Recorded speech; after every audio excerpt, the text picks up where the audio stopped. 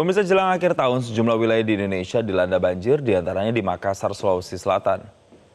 Pemkot Makassar menetapkan status tanggap darurat banjir hingga 27 Desember mendatang, dan penetapan status tersebut diberlakukan di tengah cuaca ekstrim selama beberapa hari terakhir. Dan kalau kita lihat memang pemirsa, hingga saat ini banjir juga merendam sejumlah wilayah lainnya di Indonesia, dan nanti diprediksi akan kemudian banyak sejumlah daerah dilanda hujan dengan potensi sedang hingga lebat. Dan untuk membahas atau mengkonfirmasi terkait dengan potensi ini, kita bergabung dengan Ketua Tim Prediksi dan juga Peringatan Dini Cuaca BMKG, Ida Pramuwardani. Selamat pagi, Bu Ida. Selamat pagi, Mas Jason. Ya, Bu Ida, secara garis besar ini boleh diinformasikan terlebih dahulu bagaimana pantauan BMKG jelang akhir tahun atau libur Nataru ini? Apakah sejumlah daerah nantinya akan banyak mengalami cuaca ekstrim? Iya, jika dilihat beberapa hari terakhir memang sudah banyak wilayah yang mengalami cuaca ekstrim, hujan lebat dengan durasi yang lama, kemudian juga angin kencang, kemudian juga ada gelombang tinggi di beberapa wilayah perairan.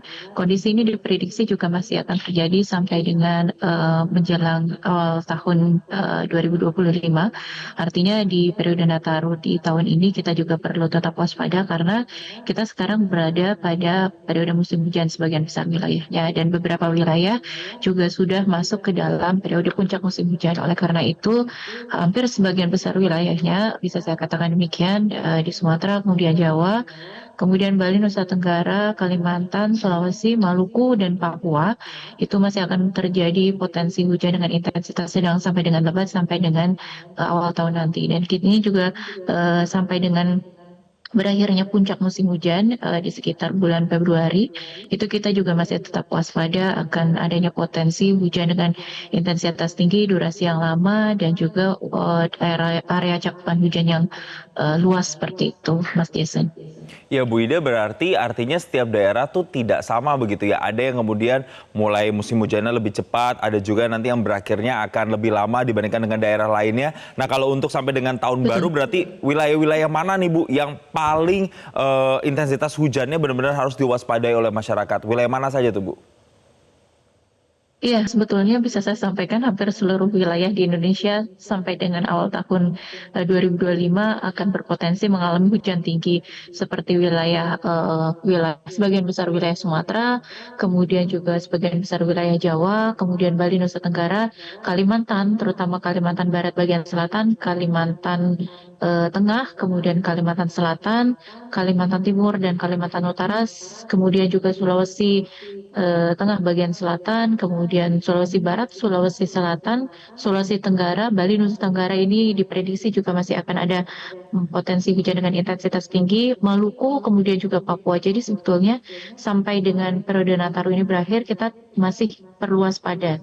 Bisa saya katakan hampir seluruh wilayah Indonesia seperti itu, Mas Jason. Jadi memang kita perlu berhati-hati dan tetap waspada akan potensi bencana hidrometeorologi akibat dari cuaca ekstrim yang diprediksi akan terjadi meskipun waktunya tidak sama, tapi dalam periode Nataru ini potensinya cukup tinggi di sebagian besar wilayah Indonesia.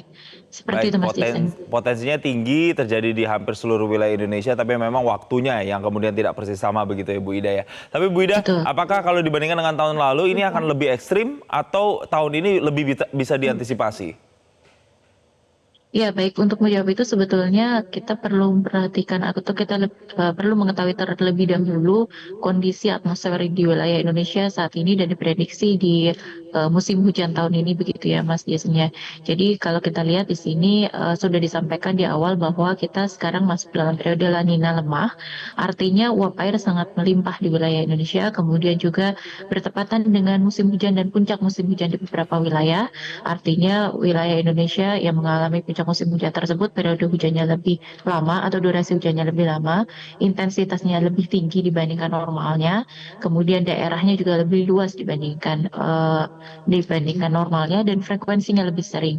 Kemudian diperkuat lagi dengan monsun Asia yang diperkuat dengan selokan dingin Asia, artinya pengangkatan massa udara pembentuk awan-awan hujan itu semakin intens di musim hujan ini, kemudian juga adanya potensi gelombang ekuator yang juga meningkatkan intensitas hujan, serta beberapa sirkulasi siklonik yang sudah terpantau di wilayah selatan Indonesia, selatan Jawa, dan juga selatan Nusa Tenggara. Ini tentu saja meningkatkan potensi hujan, karena beberapa wilayah juga teramati untuk musim hujannya saat ini sifat hujannya ada di atas normal. Jadi bisa saya sampaikan bahwa kita masih harus tetap waspada kalau dibandingkan dengan tahun-tahun sebelumnya, tahun dengan kondisi La Nina lemah, kemudian kondisi fenomena yang saya sebutkan tadi, kita perlu meningkatkan kewaspadaan di tahun ini. Seperti itu, Mas Jason.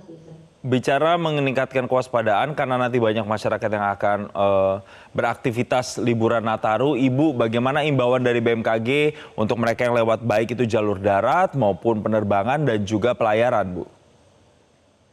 Baik, masyarakat perlu tetap mengupdate informasi untuk perjalanan jalur darat, jalur laut, dan juga udara, dan juga daerah wisata ya, karena daerah wisata juga di musim Nataru ini tentu saja menjadi daerah yang akan dikunjungi. Jadi masyarakat bisa memantau kondisinya melalui aplikasi info BMKG, kemudian melalui sumber-sumber atau kanal-kanal informasi dari BMKG seperti misalnya website, sosial media, kemudian call center, dan bisa juga menanyakan ke forecaster di masing-masing stasiun atau kantor BMKG.